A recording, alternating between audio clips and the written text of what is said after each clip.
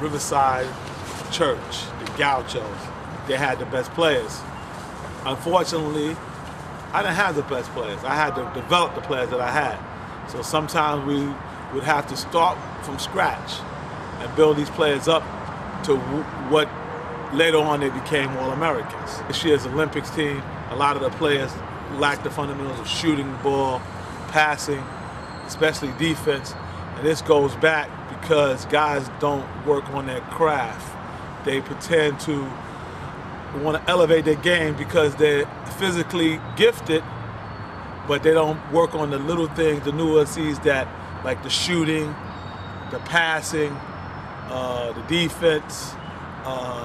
They forget about those things, and they forget about the intelligence of the game.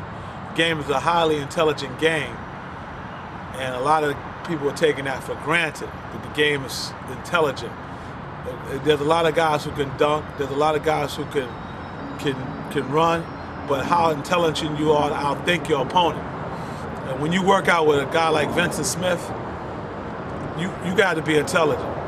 You know, forget about the fact that you could run, you could jump. If you're intelligent, it's going to really break you down mentally to work out with me.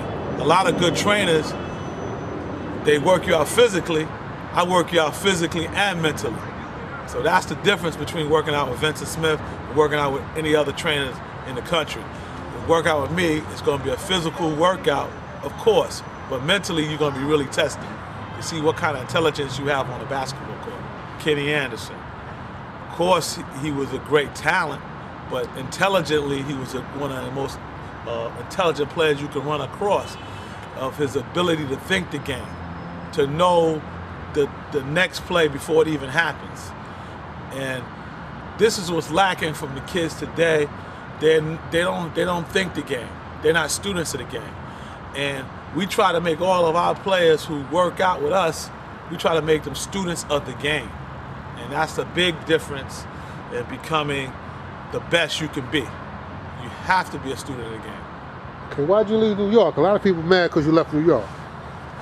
Well, at that particular time, you know, the business that I'm running, I have a basketball academy in Houston, and people in the inner city wouldn't want to pay for the services I was providing.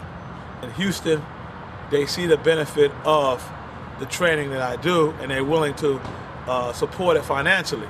So this is the reason why I had to branch out and go on to Houston. If had possibly I lived on Long Island or lived in Westchester, maybe I might still be in New York. But I was right here in the heart of Queens, right here in Jamaica, Queens, Left Right City, Corona, and the parents really didn't have that type of financial backing to support a program like this. What's your future plans? My future plans is to work in the NBA, to work on some of the mental aspects of the game with some NBA players, as well as the physical aspect. I see a lot of great ball players in the NBA today, but lacking the mental capacity to get their team over to the next hump.